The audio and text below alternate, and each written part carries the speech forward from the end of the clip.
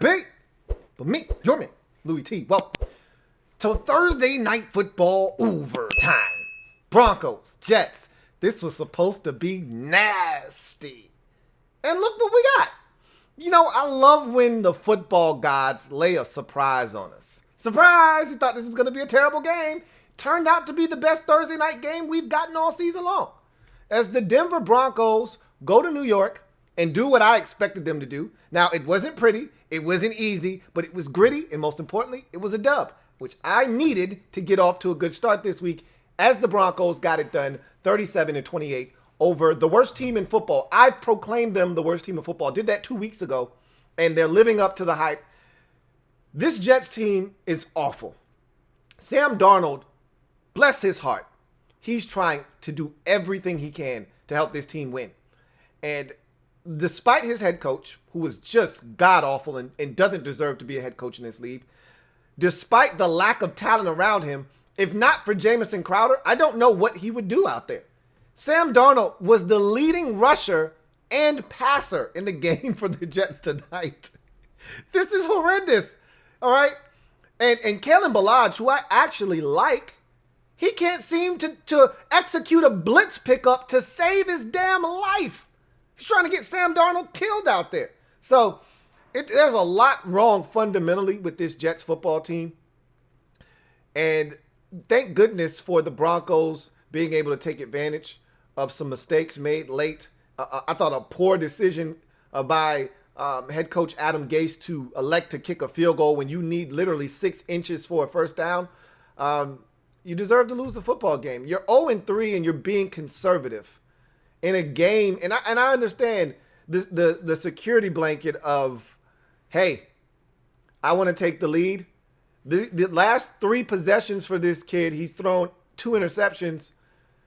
I feel confident in my defense. Why would you feel confident in your defense? You've given up 30 some odd points tonight. 27 at that point? I think the score was 27-25. You've given up 27 points to Brett Rypien. You're excited about kicking a field goal because you think your defense is going to stop the Broncos from scoring another point the rest of the night with over 5 minutes left in the game? Are you crazy? Go for it on 4th down. You can't quarterback sneak the first and get the first down. You don't deserve to win. They decided to kick the field goal. This is why it is important and imperative that your coach understand. Instead of over there writing in your little play sheet and circling what plays you've run and looking at the Polaroids that you have behind your play sheet, instead of actually paying attention to the game, which he wasn't, and wanting to sit over there and worry about what the hell the offense is doing and not actually reading the rhythm and flow of the game, you don't know the pulse of what's going on, so you make stupid decisions. That's why he can't be a head coach. That's why he's supposed to just be in control of the offense, because he's not built for this. But we'll talk more about the Jets. They lost this game. To the victors go the spoils. Let's talk about the Denver Broncos. And let me reiterate this one more time. We got a pleasant surprise from the football gods. They blessed us tonight. Because if you look at all the Thursday night games we've had this season, all of them have been duds. Starting with week 1, Kansas City and Houston, that was trash. We were just happy to see football. It was not a good game. We were just happy to see professional tackle football on our television screens, and we didn't care who it was, okay? The following week after that, it was the Browns and the Bengals. It was a high-scoring game, but it was somewhat entertaining, but not really, okay? Let's be honest. That game wasn't that close. The score was a lot closer at the end than really what the score in the game was, in the context of the 4th quarter, whatever the case may be. 35-30, Browns win. Then you get the stinker last week, Dolphins and Jags, and then we thought we were getting another stinker this week. And the football guy said, you thought you were going to get a funk fest. I'm going to bless you with a quality football game. Now, 2 bad teams. Quality game, though. So, let's talk about the Denver Broncos. I was putting my money on Vic Fangio and his ability to get the defense to force Sam Darnold into some mistakes and be able to turn those mistakes. And look, I was really fortunate. I was banking on a second-year head coach and a second-year quarterback that hasn't taken a real meaningful snap in a game in his NFL career, because you could look at the game last week and say, oh, he went 8 of 9 against Tampa. At the end, that was mop duty, okay? That was garbage time. They were already out of it. They threw him in there. He threw a pick in the red zone. It's all good. But this was the first time he was starting an NFL game on a short week, so you're really not getting the kind of practice time that you need, okay? And you're throwing him into the Wolves and saying, hey, go and do it on a short week. Now, this was the perfect opponent. You throw 3 picks and you still win the football game, your first career start. Attaboy Brett. There were some really good throws in there, man. But then when you started to say, hey, man, how about that Brett Rypien kid anyway? Then he would make a couple of mistakes and you go, oh, how about that Brett Rypien kid? He's a rookie. For all intents and purposes, he's a rookie. And rookies make rookie mistakes.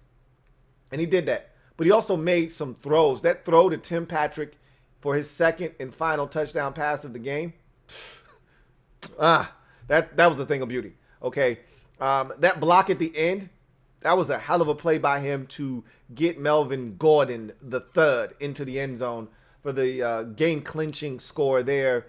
And it took some poise and moxie to do what he did down the stretch after having all of the things go wrong that did. And the Jets assisted, okay? Let's not act as if Brett Rypien did this all on his own. And this is what bad teams do, because it's amazing. If you forget this, because you look at the final score and the Broncos win by 9, you forget that the Broncos were going to have to punt. The Jets were going to get off the field after a Quinnen Williams sack, and they probably lose this football game 28-27, because there was less than 4 minutes in the game at that point.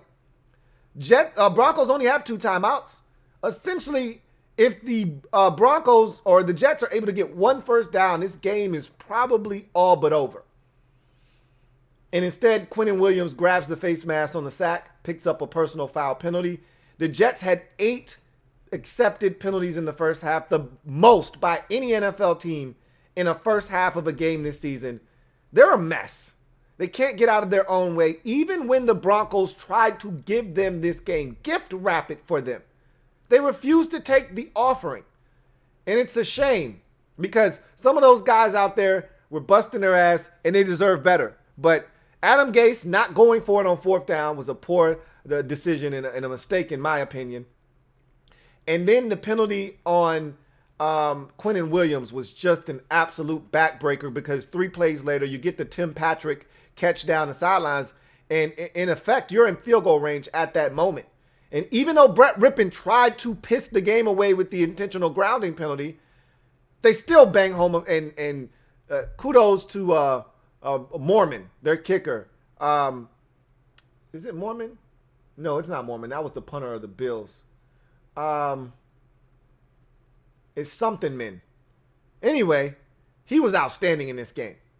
And he banged home another 50-plus field goal to give them the lead back at 30-28. And then you get the 4th down failed conversion by the Jets, and they ultimately are able to win the football game, going away with the big run after the turnover on downs by Melvin Gordon III to put the exclamation point on what was a really fun football game to watch. Back and forth, these teams went, tons of mistakes, enough to go around. You don't have to look far to realize why these 2 teams came in winless on the season. They're both banged up. You got to start there. You know, you can start finger pointing and talking about this and that. Both of these teams are extremely banged up, and then you're turning around and playing on a short week. It's never easy, okay? And I thought that these 2 teams competed hard tonight, but at the end of the day, the Broncos, and it's crazy because your quarterback throws 3 interceptions. It's hard to even fix my lips to say this, but the Broncos made less mistakes on the night, and that's why they come away the victors. It's hard to even fathom that the team that ultimately lost the turnover battle actually made less mistakes in the game. You know, and trust me, the Broncos tried to give this game away. They had a roughing the center penalty, okay, when the Jets missed a field goal to give them a fresh set of downs, which allowed the Jets to ultimately go down and get points, okay? You had a 3 interception game by essentially a rookie quarterback making his first career NFL start. One going to the crib for a pick 6. And you had a situation where Rypien misses a receiver, and I really wanted to know what was going on there with the ex-Penn State receiver and why he didn't at least dive for the football or at least attempt to try to catch the football. I don't know if he saw it or not, but to put yourself in that position, you had every opportunity to win this football game. The Broncos tried their hardest to allow you to come away victorious, and you just simply didn't want to do it. And I'm so happy they won because I did not want to start off another week 0-1. So the Broncos get the win. They continue to push the narrative of the Jets are the worst team in football. And I think there's going to be even more pressure on Adam Gase after this game. Because did you see the schedule? I didn't bother looking initially before because there was no need. Like, the Jets stink, and I don't expect them to beat many teams. If you can't beat the 0-3 Denver Broncos on a short week with a first-time starter getting his first meaningful NFL snaps, then when are you going to win a game? But did you see their schedule? I don't remember the order of it, but I saw Arizona. I saw New England. I saw Buffalo. I saw Kansas City. It's going to get really ugly for the Jets. And as I've said, they're going to win a game at some point this season, and it's probably going to be in the division. It's probably going to be the Miami Dolphins, if I had to guess, okay? But they're easily a candidate to be 2-14, 1-15. No better, than 3-13. I've already talked about this on the podcast. For the Denver Broncos, I'm happy for Vic Fangio. It's been a rough go of it with all the injuries. This season was tainted before it even got started. Before they even got a chance to figure out if all this young talent and all of this team speed that they have added, and if all of this excitement that was kind of bubbling on the surface for this Broncos team heading into the season, if any of it was going to come to fruition. And before that even got started, Von Miller was gone. Your star wide receiver, Cortland Sutton, is gone. KJ Hamler can't stay healthy. He's been banged up in and out of the lineup, got hurt again tonight. Your quarterback, who you're really excited about before the season started, he's gone. All right, and you're waiting for him to come back at some point. And the list just goes on and on and on for this Broncos team. You know, they went and got A.J. Boye in a trade. He got injured, okay? And it's a laundry list of injuries. They traded for the defensive tackle from Tennessee. He's done for the season with a torn pec muscle. Like, the injuries are just stockpiling one on top of the other. No Phillip Lindsay tonight for the Broncos. Noah Fant left this game early with an injury. Like, you can't make this stuff up for Denver. And yet they go out and find a way to win with a guy making his first career NFL start who happens to throw 3 interceptions but still finds a way to gut out a win. It's impressive for Vic Fangio. Says a lot about his ability to get these guys to play hard, even in the face of adversity. And it also says that this team isn't going to quit. And they've got some stuff out there. This Tim Patrick kid, he was impressive tonight. Now, I've seen Tim Patrick, and tonight was the first time I realized, oh, he's not a tight end. Just thought he was a skinny tight end. You know, he looks like a tight end. Doesn't run like one, though. Okay, so he was impressive tonight, and you got contributions from a number of different guys. Melvin Gordon, the third, I thought did some good things. I also thought in the passing game, the ex-Oregon running back did some good things in pass pro. There was one play where I want to say it was a shot down the field that they took that ended up being a big play. I want to say it was the one to Patrick down the field, down the sideline, the right sideline. If the running back from Oregon doesn't make that block, and he was stumbling, he doesn't make that block, Rypien is going to get crushed on that play.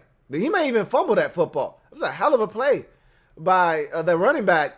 And conversely, on the opposite side, Kalen Ballage can't find his guy in pass protection to save his life. And it cost the Jets and Sam Darnold a couple of times tonight. How about Sam Darnold on that 46-yard run? Are you kidding me? Did you know he was capable of that? I didn't know he was capable of that. I'm not going to lie to you. I knew he had some athleticism. I talked about him showing some athleticism to avoid a sack versus the Colts last week on the lone touchdown of the game for the Jets against the Colts in week number 3. And how he had to maneuver his way through some trash in the pocket and get outside and made a good throw to Braxton Berrios. But I didn't know he was capable of a 46-yard scamper to the end zone, and he duped Kareem Jackson. He acted as if he was going to slide. Kareem Jackson kind of pulls up a bit, and then Darnold okey-doked him and said, oh, I'm not going to slide. And Kareem had stopped his feet, and he just ran right by him. I'm like, wow, these quarterbacks be getting away with some shit. And then they get mad when you plaster one of these dudes when they're about to run out of bounds or slide, because you get these Patrick Mahomes plays like in the playoffs against the Titans last year where you act like you're running out of bounds and then you start tippy-toeing down the sidelines, and you get mad when these players unload on their ass because they like to pull these little tricks because they're so protected by these rules that they start bending the rules a bit, and then you gotta stop this shit, okay? You can't let these quarterbacks tiptoe down the sidelines. Oh, I'm going out of bounds. No, I'm not. I'm going to pick up an extra 3 yards. No. You can't say, oh, I'm about to slide. He's about to give himself up, so I got to pull up. And then he decides, nope, I'm not going to slide. Okie doke you. I'm going for a 46-yard touchdown instead. Like, that's bullshit. Because if this were 1999, he would have got his ass laid out. Okay? But because the rules are set up the way that they are, you start to think in your head, look, first of all, I don't get checks like Von Miller and Bradley Chubb, some of these guys that are getting monster paydays. I can't afford a $15,000 yellow slip in my locker on Wednesday. I can't afford that. I need all my money. You know, that's before and after taxes. I need my money. So, you know, because these personal foul penalties, they're not just penalties on the field. You get docked by the league for these penalties. Okay? So I need my money, so I'm thinking, you know, with my head like, hey, I ain't gonna light him up. And then he decides he wants to keep running. So anyway, that was a hell of a run by Sam Darnold. First of all, how about making Justin Simmons, who's one of my favorite safeties in the league, making him miss with an okey doke? Whoop! Like, wait, you can do that, Sam? Sam, really? You got some shakes? You got a little bit of the wiggles over there? I didn't know that. So Sam showed me a little something tonight. And I told you, Jamison Crowder can't be your best player on your team. You saw it tonight. It's Jamison Crowder and ... I thought Braxton Berrios was going to step up tonight. Crickets. I thought the tight end from Miami, Chris Herndon, was going to step up. Crickets. I'm not ever looking for Chris Hogan to do anything. So, I mean, what is he supposed to do out there? Seriously, I've been talking about this. We can knock Sam Darnold all you want. And first of all, I was so happy to see him come back, because when he got slammed down on the turf, I said he might have just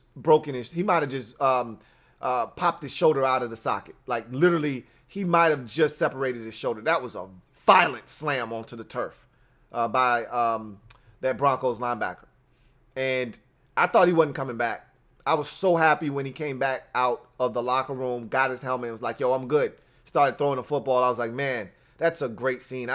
You never want to see a young guy. You never want to see a guy get hurt, period, let alone a young quarterback trying to figure some things out. So I was glad to see him come back. But there's nothing out there. There is absolutely nothing to help Sam Darnold.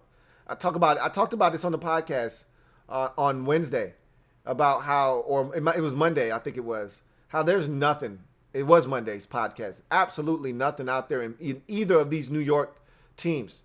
These quarterbacks, these young quarterbacks, are actually talented quarterbacks. There's just nothing around these guys. You know, and both of these quarterbacks have turnover issues. We talked about it with Darnold coming out of USC into the league. I was never a Darnold fan because of those turnover issues. I just didn't see it like everyone else did. And with Daniel Jones, I didn't think he was special enough. But both of these guys have had issues protecting the football, but they don't have anybody to help them out either. So it's kind of like a catch-22. Like, damn if you do, damn if you don't. If you're Darnold, if you're Daniel Jones, you're like, well, shit, somebody's got to make a play. Might as well be me. But when you start pressing, that's when you get into trouble. That's when you make these types of mistakes. So it was a fun game, man.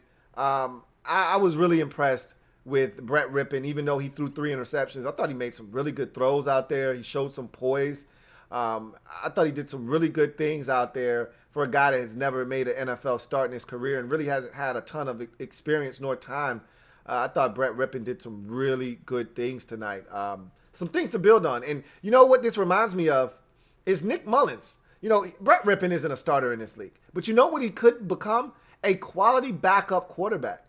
And you saw what Nick Mullins did with that opportunity that he got a couple of years ago when Jimmy Garoppolo had torn his ACL, and, they went through C.J. Beathard, and then they finally turned it over to Nick Mullins, and he showed that, hey, I can play in this league. And the 49ers said, you know what? You're right. And we got a spot on this roster for you. And now Jimmy Garoppolo's hurt again, and Nick Mullins is now ready because of the experience he got that last time where he made some mistakes, but he showed he could play in this league. I think you're going to see the same thing here with Brett Rypien. Not a starter in this league, but behind Drew Lock, this is a guy you feel really confident in that if something were to happen to Drew Lock, you got a guy here in Brett Rypien that you don't feel that bad about sliding into the lineup and having to play for a 3-4 week stretch.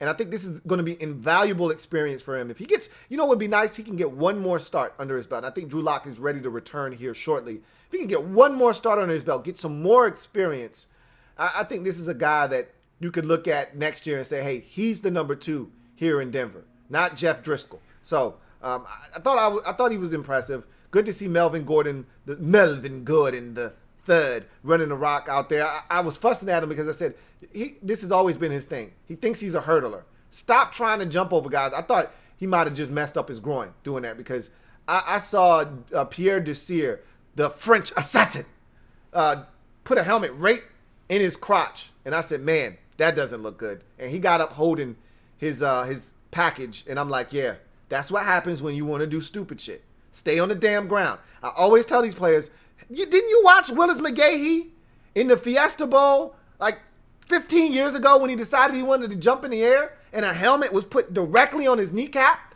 and it shattered his knee? Didn't you see that? Stay on the damn ground. The air is not safe. Anyway, I'm glad he was able to get up and ultimately put the nail in the coffin with the big touchdown run at the end to put this game away and get your man Louie T to 1-0 for week number 4 in the National Football League. So I have a super chat here, and I'm going to read it. Thank you for the super chat, 61 Livy. Greatly appreciate you as always. Thank you, 61 Livy, who writes, I originally wanted the Bills to draft Sam Darnold. I thought he was the best QB in the draft, and there was talk that that's who the Bills wanted. I'm happy with Josh Allen, don't get me wrong, but the Jets have ruined Darnold. What a shame. So let's kind of break this comment down piece by piece because there's a lot there. So 61 Livy, thought that Darnold was the best quarterback. And you're not alone. There were a lot of people that swore by Sam Darnold back in that 2018 NFL draft when it was Darnold and it was Allen and it was Mayfield and it was, I'm missing one, Allen, Darnold, Mayfield, Allen, Darnold, Mayfield, and Rosen was the final one of those quarterbacks. And this was supposed to be this massive draft class with all of these passers. And the guy that I fell in love with was Josh Allen. That was the guy. He was my guy at Wyoming. And I thought this guy it was only a matter of time before he lit the NFL on fire. I just saw the size. I saw the arm strength. I saw the poise. I saw a guy. I always love quarterbacks that in college elevate the level of not only their team, but of a program. Josh Allen took Wyoming and put Wyoming football on the map. Nobody was talking about Wyoming. Nobody gave a damn about the Wyoming Cowboys until Josh Allen put those boys on the map. And I watched Drew Lock do the same thing at Missouri. And those guys, that resonates with me.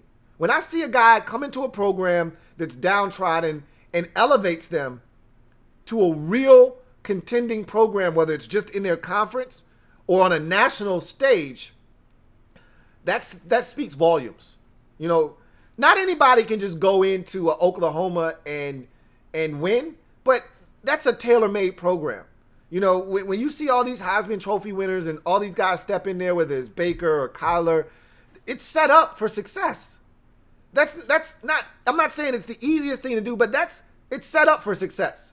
As long as you know how to drive the car and don't crash it, you're going to be able to drive in style. I like the guy that takes the beat up Toyota Camry or Corolla, all right, that 89 Toyota Camry, and is able to drive that thing, and he's working a job, and it's getting him from point A to point B, and as he gets his money, he's able to fix up that 89 Toyota Camry. And by the time he's done with it, man, it looks like a hell of a machine to get you from point A to point B. A lot better than the shape when you got it. And all these other guys are driving around in these flashy cars because these programs have set them up to succeed. That's what attracted me to Josh Allen. I saw him elevate the level of play of those around him and take a program and put it on his back. And so I was convinced Josh Allen was the guy in that group. Better than Mayfield, better than Darnold, better than Josh Rosen. But a lot of people thought that Sam Darnold was the right guy. He was the man in that draft class. A lot of people, there was a debate on who should be the number one pick in that draft. And a lot of people thought it should be Sam Darnold. And it ultimately was Baker Mayfield. But a lot of people said that the Browns made a mistake and they should have taken Sam Darnold. I would love to see Darnold in an environment like Cleveland where they have all that talent on the football field.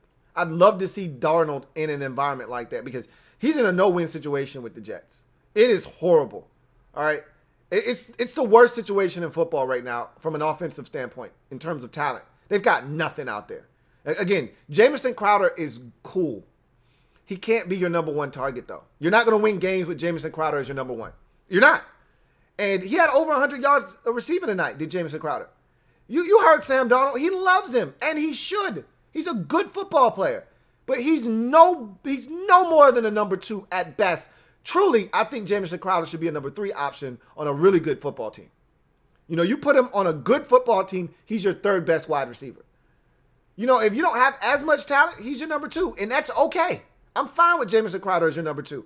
He cannot be your number one, and he is. He's clearly the number one in New York. There is nothing else there. They've done a poor job of drafting for years. We'll see what Denzel Mims turns into, if anything, for them. But they haven't done a good job of drafting over the years. They showed you the Chiron tonight about how this organization has failed Sam Darnold and all of these different coaches that have been in New York, mainly Todd Bowles, how they've been failed by the lack of good drafting by these two GMs, Mike Maccagnan, and, well, I won't throw Joe Douglas in there. He just got here. And I actually like what Joe Douglas is doing. And how about the decision to throw Mekhi Becton out there tonight? Like, how stupid could you be? You're 0-3, you suck, and you're going to take your prized first-round possession, who is over there struggling. You can see this guy's fighting back tears with the pain. You're going to put him on the field? He should have been inactive tonight. It's a short turnaround on a Thursday night. If you think this is a good idea, you need to go to the mirror, turn on the sink, run the water, and put some on your face and get your mind right. It's a stupid damn decision. That's why the Jets are who they are. You're trying to destroy a first-round pick who's been playing his ass off, but injured his shoulder on a short turnaround on a Thursday night. You're going to put him out there? You got to have another guy on the practice squad you could have elevated tonight and had him be inactive. But that's the Jets for you. They just don't get it. They don't. And as for Josh Allen, I love this guy. And right now, he is either the leader in the league or he's in the top three. I'd say that the only guy that could challenge him right now is Dak Prescott for the most passing yards in the league right now. Josh Allen has been shredding the league. He had over 300 in week one, which was the first Bills quarterback to do it since 2017. Okay, hadn't had a 300-yard passer since 2017. He then follows that up with a 400-yard performance versus the Dolphins in week two after scorching the Jets in week one. They should have scored 40 in week one, but Josh Allen fumbled twice. Okay, but that's no here nor there. They won comfortably. He then follows that up with the 400-yard performance in the rain, mind you, versus the Dolphins with the delays, 2 delays. And then, well, 1 delay, and then something happened to the power, and we didn't get to see like almost a quarter of football. And then he follows that up with another 300-yard performance in week 3 in the come-from-behind victory after they tried to blow a lead up 25, but come back and win another 300-yard performance. This guy's tearing it up. And he's got wheels. And I just love Josh Allen. I think you got the right guy. I really do. But to your point, Darnold is in a rough spot.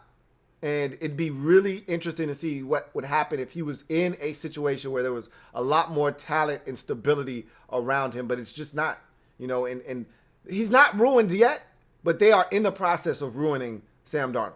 He's got to get out before it's too late. Either they've got to get somebody in there to fix this, or he's got to get out before it's too late. Thank you for the super chat, 61, Livy. Rockin' Rob, thank you for the super chat.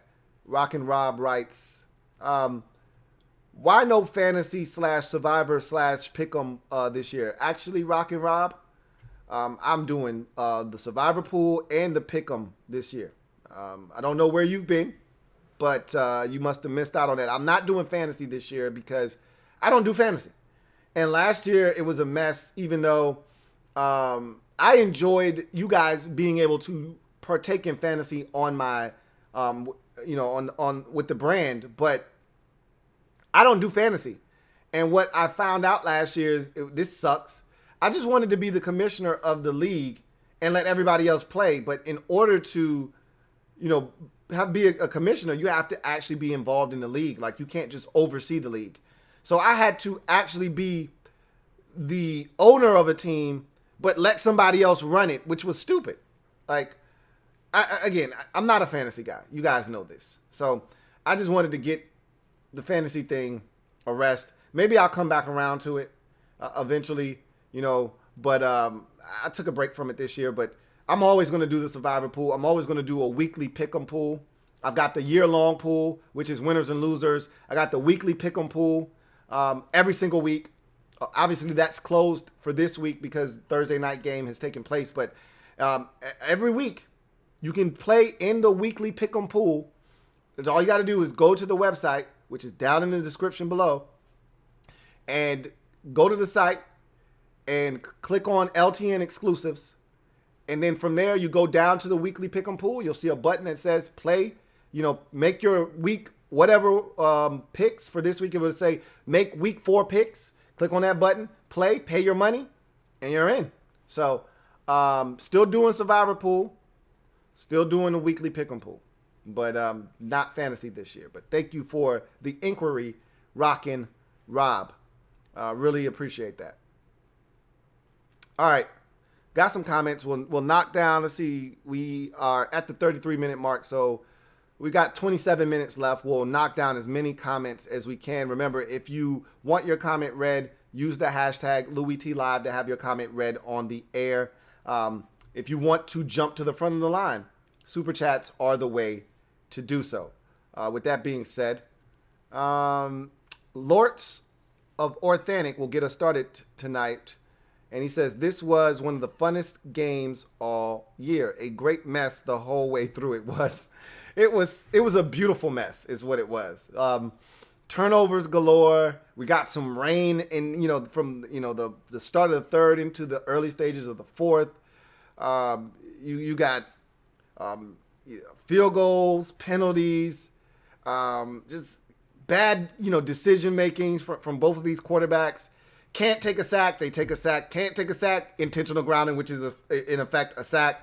Just a bunch of chicanery, back and forth, which is what you expect from 2 0-3 teams. But again, it's amazing that I'm saying this. It feels dirty, but even though the Broncos lost the turnover battle, they made the least amount of mistakes. Yet they tried to give this game to the Jets. And I thought the decision to elect to kick the field goal instead of trying to pick up a half a yard essentially was pretty telling. The lack of trust that you can't pick up 6 inches. I don't really know what to say to you, other than you deserve to lose. Because not only could you have gotten that first down, you could have run out the clock, potentially. You get 3 first downs. The Broncos only have 2 timeouts and a 2-minute warning. You could essentially find yourself kicking a walk-off field goal, or you could be kicking a field goal with, a minute 11 left, and the Broncos having no timeouts and needing to drive, 50 yards to get in the field goal range, or maybe less with the way that their kicker was kicking the football tonight. But you could have been in a position where you're asking a guy making his first career NFL start to have to drive his team the length of the field, and do it after having thrown 2 straight interceptions. But you decided to kick the field goal, and you gave the Broncos multiple possessions and opportunities to beat you, and they did. Reese says, I thought this would be a stinking ass game from two stinking ass teams. I was pleasantly surprised. It was not half bad. It actually wasn't a bad game. As I said at the top of the show, it actually was the best Thursday night game we've gotten to this point, which tells you just how much trash they've been filtering our way this season on Thursday night. So that was fun. Silver V says, you know what, let me say this. My girl said this yesterday to me. She said, who's playing on Thursday night? What we watching? And I said, you don't want any of this. She said, oh, yeah, it's Broncos and the Jets, right? She's like, oh, yeah, that's going to be stinking as hell. I said, tell me about it. I said, if I didn't have to, I wouldn't watch it. She said, watch. It's probably going to end up being a really good game. Watch. She fell asleep in the first quarter. So she didn't even stick around to find out if it turned out to be a good game. But she was right. She was right. She knows best. She said, yeah, it's probably going to turn out to be a good game. And it did. Got another super chat. So I'm going to go ahead and take that. This is from 61 Livy. Thank you for doubling up.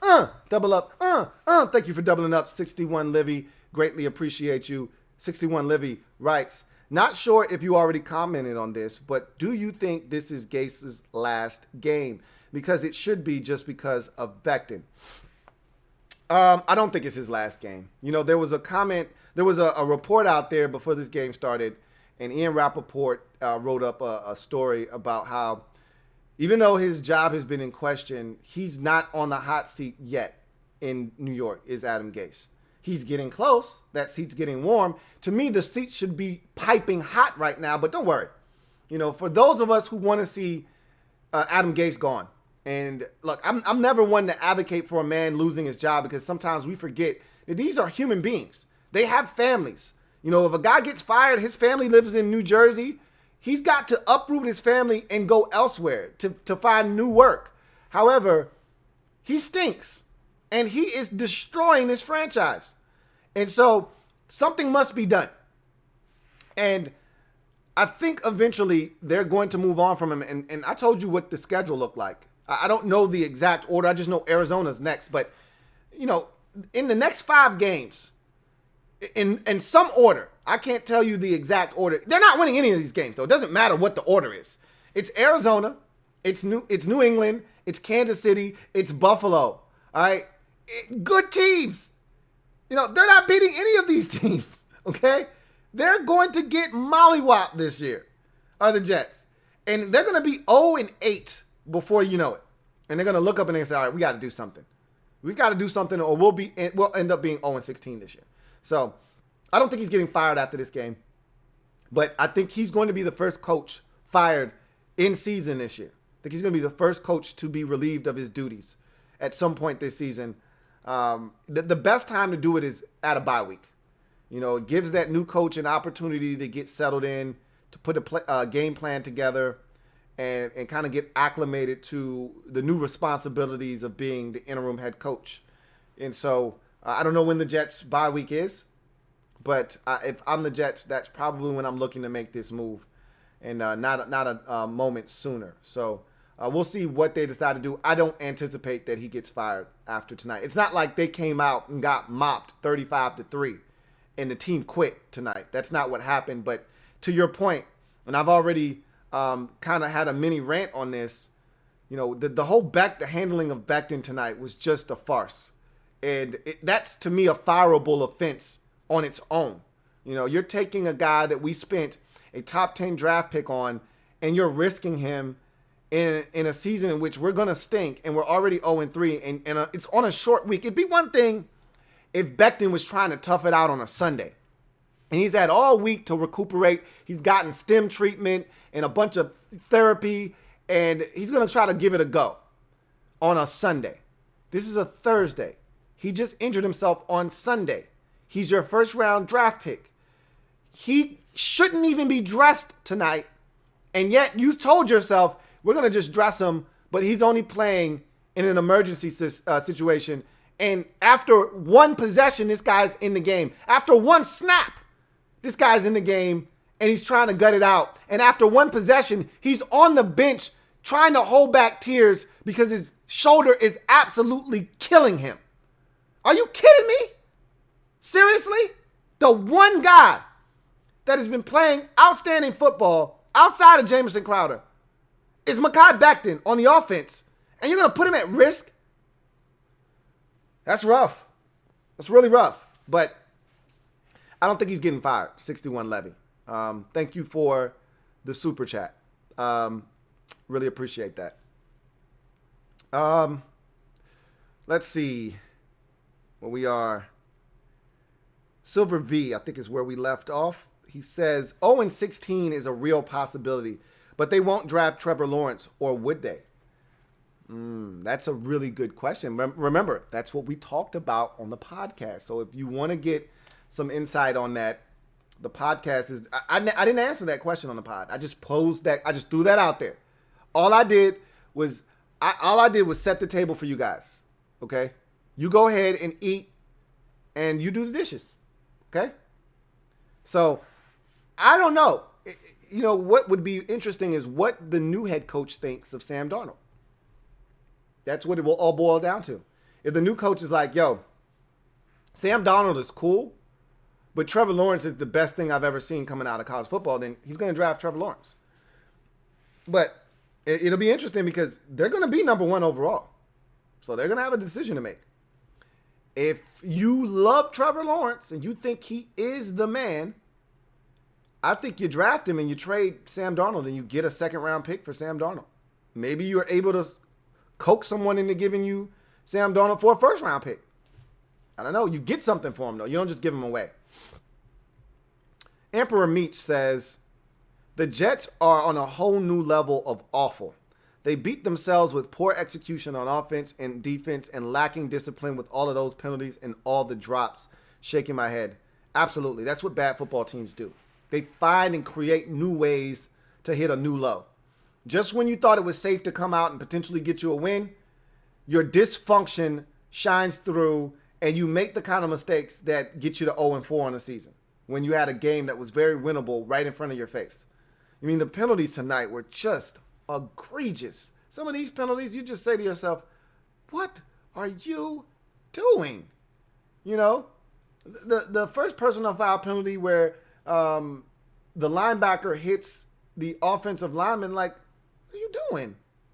Seriously. That was so unnecessary. You know, the Quentin Williams one, it's a tough one because he didn't mean to grab his face mask. He just did.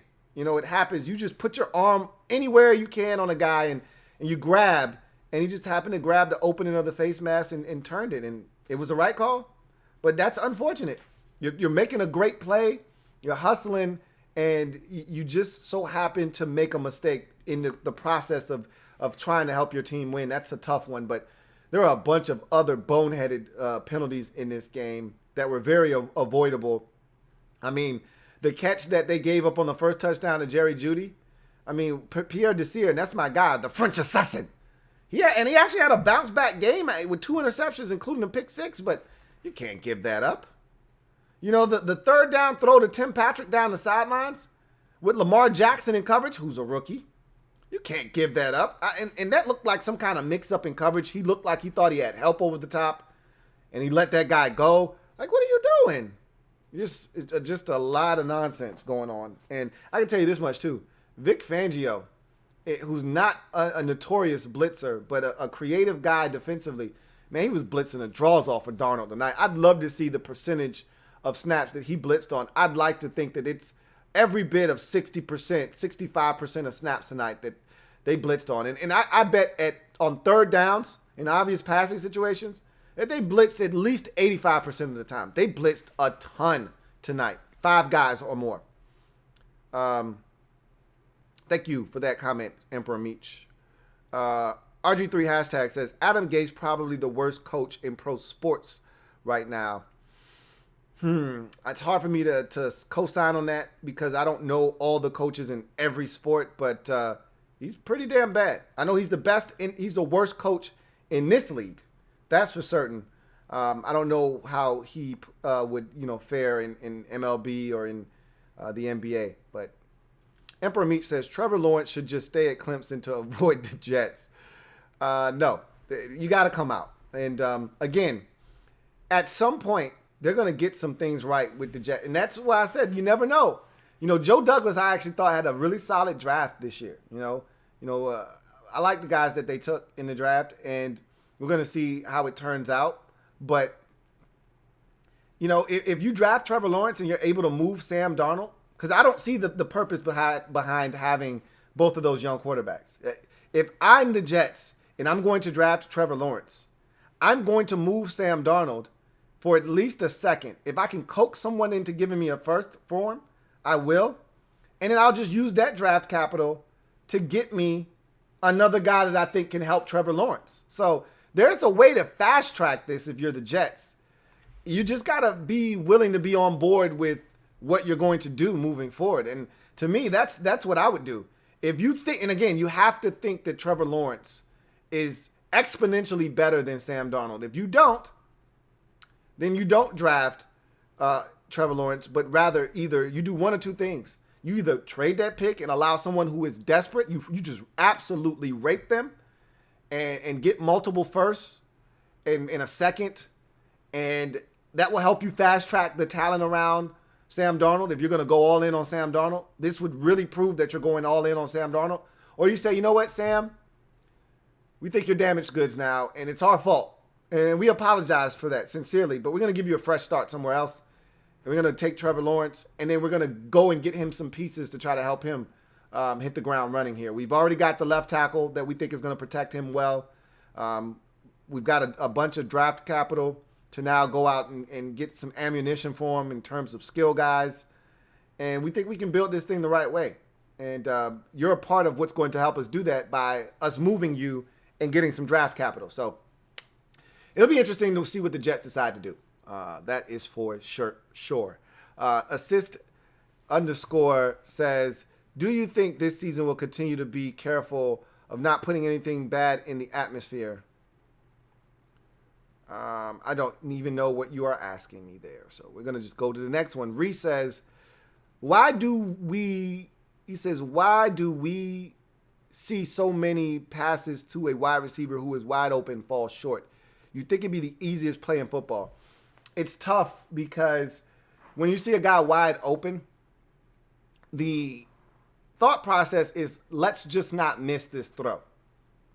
So you try to be too perfect. You try to be fine. You don't want to overthrow him. At least if it's an underthrow, your guy can adjust to the football, but, then you got a defender bearing down on him that may get back into play or, might be pass interference. But the thing you don't want to do is overshoot him, like Rypien did tonight with the Penn State wide receiver. He overshot him. Now, I'd like to see him die for that football, but he overshot him. In that situation, you'd like to give your guy a chance. Got a super chat. Going to go ahead and take that.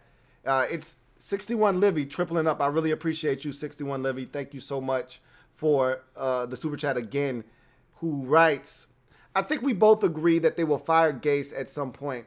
Some New York radio stations are talking about bringing Rex back, which he said he'd love to. Or do you think they go the college route like Lincoln Riley?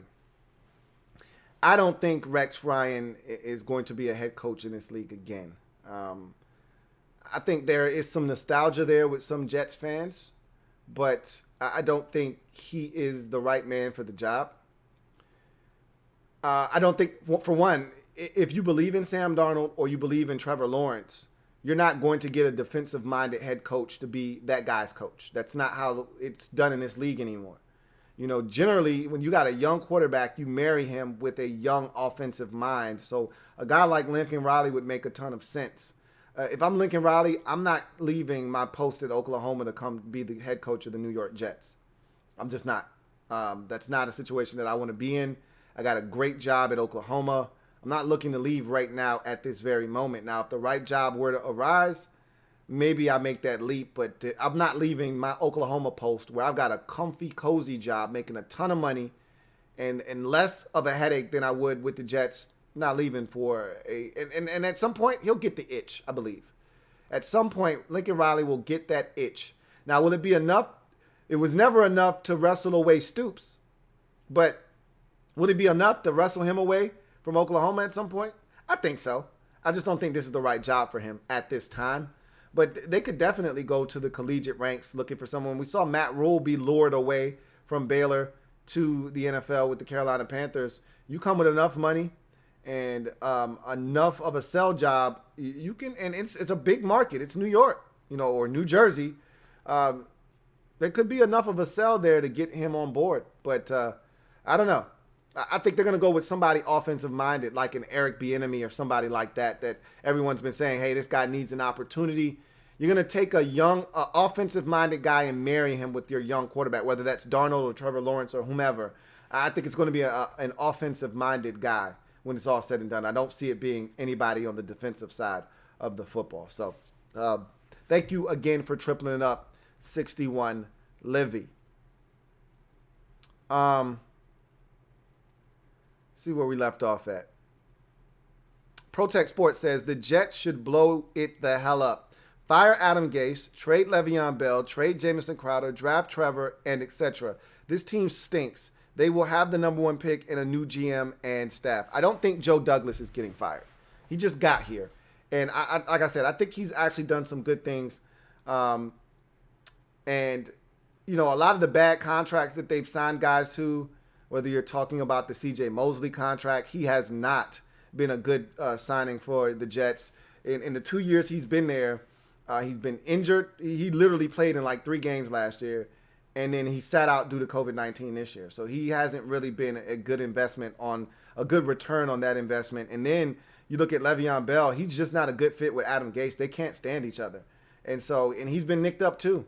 So that hasn't been a good signing. So those weren't Joe Douglas's doings. That was Mike Maccagnan. Remember, that's what got Maccagnan fired, was those moves really irked Adam Gase, who then turned around and stabbed Maccagnan in the back and got him fired, and he got to take over, and then he ultimately went and hired Joe Douglas. So I think Joe Douglas remains. I don't think you trade Jamison Crowder. He's a guy that you've got on a really solid deal right now, and he's a good football player. I think you hold on to him. I think you are not going to find anybody that wants to take Le'Veon Bell off your hands for the deal that you are currently under with him and the money you're paying him. No one's going to sign up for that deal. So you're stuck with Le'Veon Bell, but I still think there's good football left in him. If you find the right offensive play caller and there's better chemistry and harmony there, I think you can get some good football out of Le'Veon Bell. But there's a lot going on with the Jets right now that's just fundamentally wrong, that they got to clean up. And it starts with their coach, I think, before you can – really it starts with ownership. They don't have great ownership. They never have. But I think for the time being, it starts with Adam Gase. I think you got to start there and then kind of figure out who the right guy for the job is, and then come up with a plan moving forward, whether it involves Sam Darnold or Trevor Lawrence or whomever. That's what you got to figure out. If it's Sam Darnold, then who do you take number 1 overall? And if you don't want to draft the guy there, then what are you looking for to get out of number 1? Because someone is going to want to come up. If you're not going to take Trevor Lawrence, someone else is going to want Trevor Lawrence. This isn't like this year's draft where, it would be like this year's draft. It wouldn't be like this year's draft. I take that back. Where the Bengals are like, no, we're taking Joe Burrow. We're not moving off of number 1. But we've seen drafts where teams are like, hey, what you gonna do with number 1? You don't want it? Well, we want it. We saw that with the Jared Goff draft, where the Rams were like, hey, Tennessee, what you gonna do? You don't want that? Well, let me get that off of you. And the Browns are like, yo, we don't want number 2. We don't want Carson Wentz. And the Eagles are like, cool, well, let me get him. So someone's going to want to come up, and that's when you got to hit them over the head. If you're going to move forward with Sam Darnold, you have absolutely got to smack somebody over the head with the draft stick. And I mean absolutely obliterate them. And you got to try to get as much draft capital as you can so you can try to fast track this team getting some talent around Sam Darnold, because there's just not enough there. Got another super chat. This one is from GearCell1. Thank you for the super chat, GearCell1. Greatly appreciate you. GearCell writes, Adam Gase just needs to stop wearing double knit reversible jean shorts on Monday. What the hell is double knit? Okay, I thought it was double reversible. I was like, how is something double reversible? Double knit reversible jean shorts. That can't be a good look. And they're probably on the inside stonewash at that. That's tragic. Really tragic. Thank you for the super chat, GearCell1. Let's see. We got 5 minutes left, and we got a bunch of comments. I'll try to rip through as many of these as possible. We'll probably end up going over a little bit, but Big Blue Rising says, Lou, I'm convinced that the Jets can't draft a franchise quarterback. You might be right. But you can't stop trying in this league. That's the one thing you can't. That's the one position you can't ever quit trying to find the right guy. And Sam Darnold may be that guy. Like I said, it's hard to evaluate him with the lack of talent around him. JP says, good God, the Jets are awful. Darnold is the biggest mystery in Jets history, and Gase might be done after tonight. I don't think he's done, but you're right. It's hard to really evaluate Sam Darnold with all the nonsense going on around him. Reese says, like him or not, Sam Darnold has been dealt a bad hand. He has had to turn a turd into a brownie. It's hard to do. Reese says, my Bucks battle the Bears on Thursday Night Football next week. Should be a fun one. Where's that game at? Silver V says, we just watched the best toilet bowl of all time. LOL. It damn sure was. You know, as much as we wanted to flush it, man, it took us a while to flush. But when we did, those blue tablets you put to make the water blue and clean the toilet at the same time, after flushing, we actually had a really clean game. So, for what we thought we were getting, pretty damn good game. Reese says, remember let's see. He says, remember we were talking about Eric Bieniemy the other day, Lou. I was thinking, let's say Bill O'Brien gets fired in Houston. Imagine Bieniemy working with Deshaun Watson. There's a lot of different situations that could play themselves out depending on how this season goes. I still think the Houston Texans turn their season around and Bill O'Brien doesn't get fired, but that'd be a great spot for him. Seeing as what he's been able to help do with Mahomes, that'd be a great transition from Kansas City to Houston. That'd be a great spot for him. Excuse me. JP says, Jets have a dreadful schedule coming up. Cardinals, Chargers, Chiefs, Bills, Patriots. They're going to get demolished by Kansas City. Don't be surprised if they put 100 on them. The Chargers were the team that I was missing. I remembered the Chiefs, Bills, Patriots, and Cardinals. That is an absolutely brutal schedule. The Chargers are the one game in here that they can get because the Chargers can't score. So that's the one game they may be able to get, but that Chargers defense is ferocious. They're going to eat Sam Darnold alive more likely than not. Reese says, the league should be ashamed that it ever let a bona fide scrub like Adam Gase be a head coach. He is the Ryan Leaf of coaches. Not only is he a bad coach, but he's a two-time loser as a coach.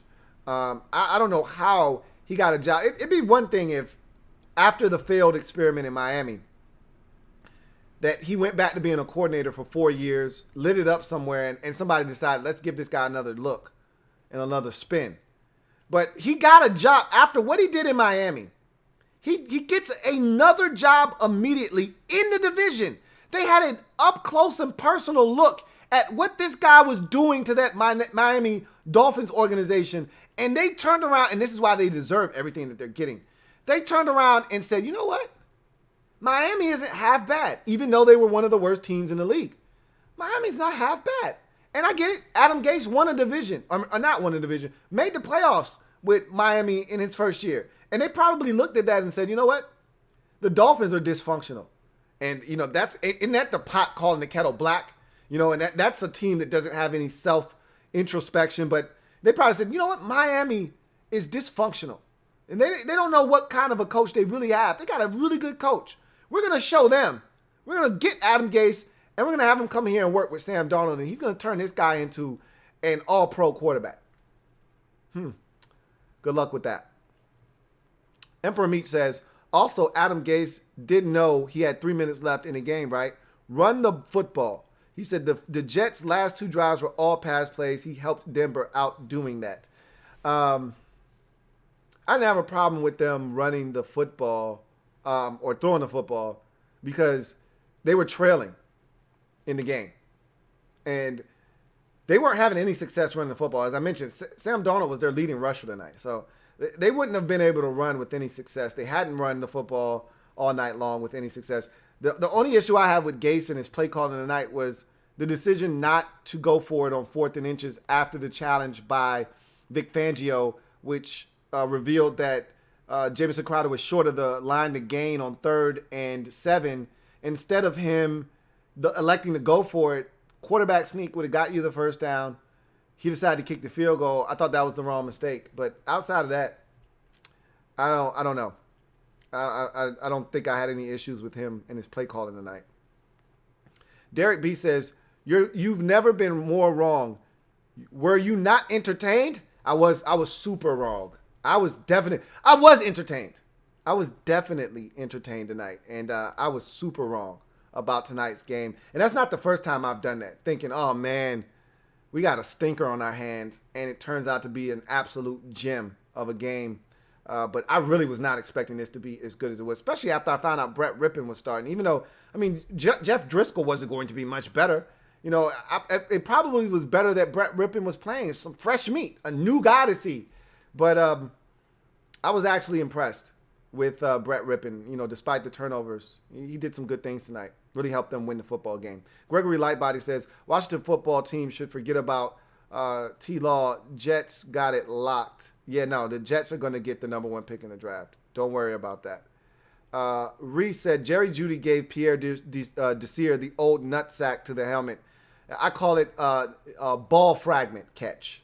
It's called a BFG. Ball fragment grab is what I call those. When you're done, you just, damn. Got to get the ball fragments off your helmet. You can't let him do that to you. And Jerry Jeudy, that's not even who he is as a receiver. Hashtag Mossed, says Ree. Derek B says, say what you want about Haskins. I've never seen him sack himself like Darnold did. That's pretty tough to do, backpedaling and tripping over the turf monster there and going down and almost pushing your team out of field goal range. That's bad. But his kicker made up for it and was able to bang it home. So no harm, no foul there. Reese says the Jets have to play the Chiefs. That might be a damn homicide by the Chiefs. Think there's been a murder. We could get a murder. We might have a first 48 murder scene come week 7 or whenever that game is. It could get ugly. It really, really could. JP says, in my opinion, both Gase and Vic Fangio are lame up coaches. Fangio had no idea how to use the clock or call a timeout. And Gase destroys everything he touches like the woman in black. That's the one thing Vic Fangio is not very adept at, but he is not alone. Probably another 19 other coaches in the league accompanying him and not knowing how to manage the clock at the end of ball games. Vic Fangio is definitely clueless at the end of ball games, but he's a quality coach. You know, he can coach up some defense, and I like Vic Fangio. I wanted him to be successful. It's a shame that this second year was tainted by injuries, and I really think he's going to ultimately be doomed like Todd Bowles was with the Jets, where he's never really going to get a fair shake because of different circumstances. In Bowles' case, he never had a real quarterback. Ryan Fitzpatrick was his quarterback. You can't win with Ryan Fitzpatrick. And so he got a raw deal. And if Todd Bowles, I put it this way, if Todd Bowles would have had Sam Darnold as his quarterback earlier in his coaching tenure with the Jets, instead of at the very end, he would have been a much more successful coach of that football team. I thought he got a raw deal in New York. Never should have been fired.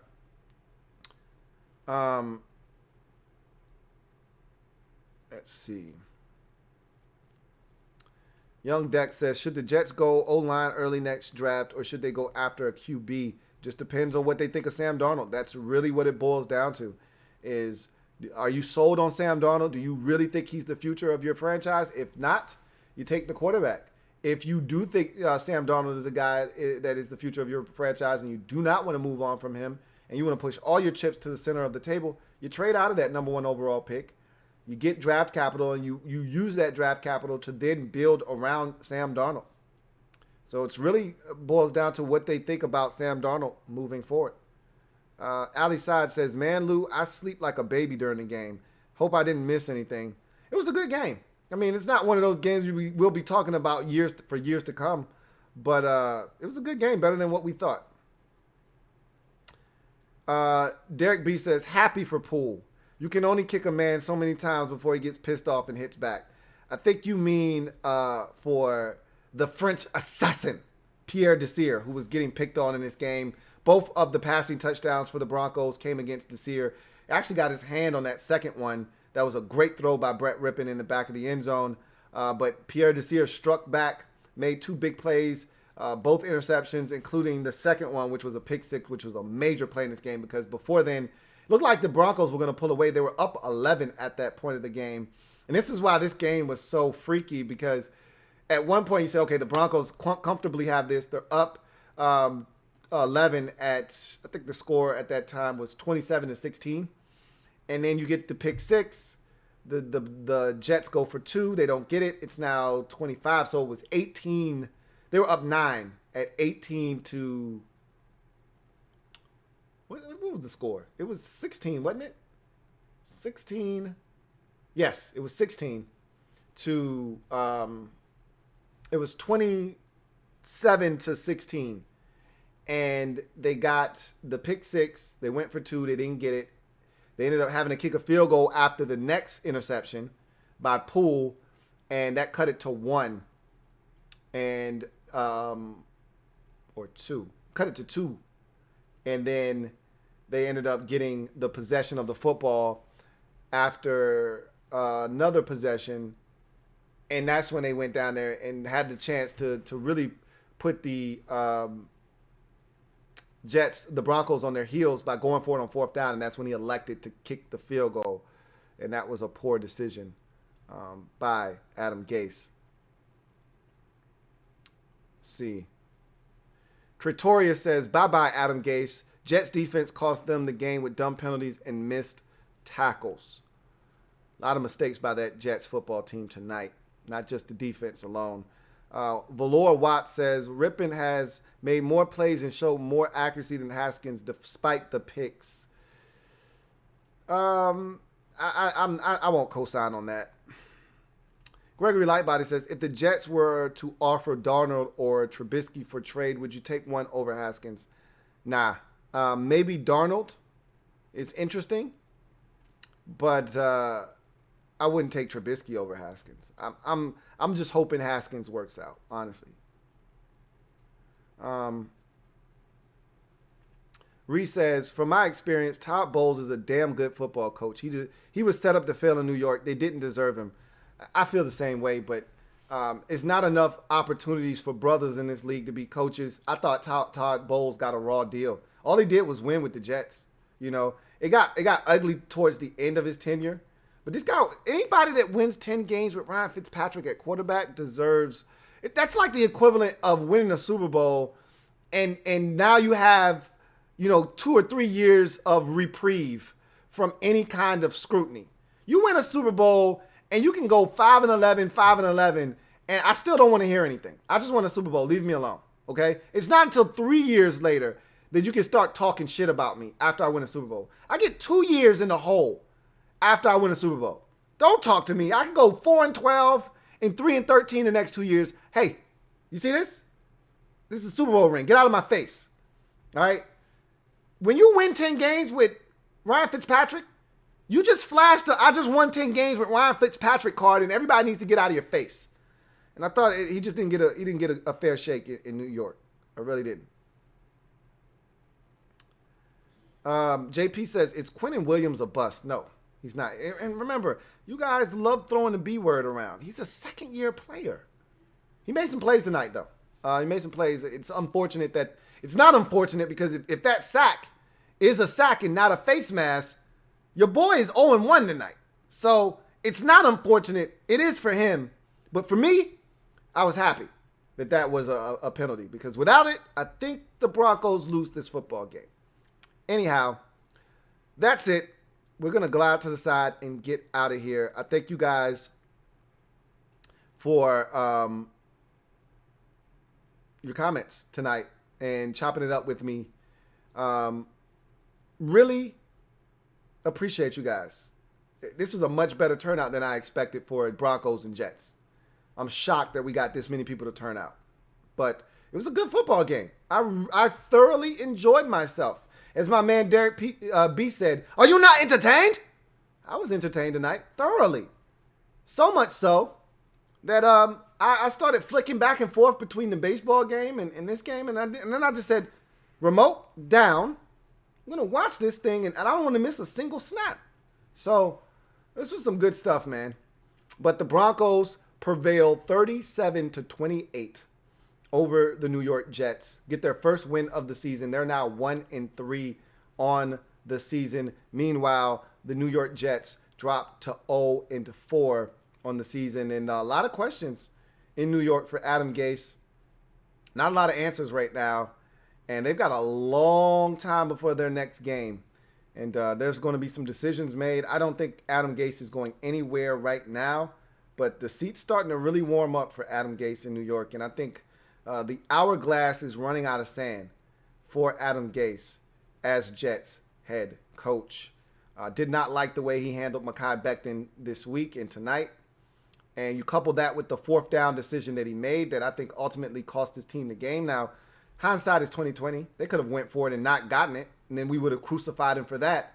I just don't think you can go wrong going for it there. If you can't pick up a yard on fourth and inches, then you don't deserve to win the game anyway. But to go and elect to kick a field goal when you're an 0-3 ball club and you're searching for a win and you're searching for confidence, for your coach to pretty much tell you, I don't have confidence in you guys because I'm going to kick this field goal, it says a lot about his mindset and where he is right now. And I just don't think that you can win in this league. I always said scared money don't make money. And that was a really scared, passive-aggressive approach there late in that ball game. And that's what losers do. You know, got to roll the dice. I'm not saying roll the dice all the time and let the analytics people run the room. But you got to understand the game situation. They call it situational awareness. He lacked it in that moment. And, I chalked it up to him always looking at his play sheet and circling the plays that he's already run and the plays that have worked and the ones that haven't. And he's looking at his little Polaroids on the sidelines instead of watching the damn game and seeing what the hell's going on and understanding the pulse of the game and why it's not a good idea to kick this field goal and instead go for it on fourth down. But I digress.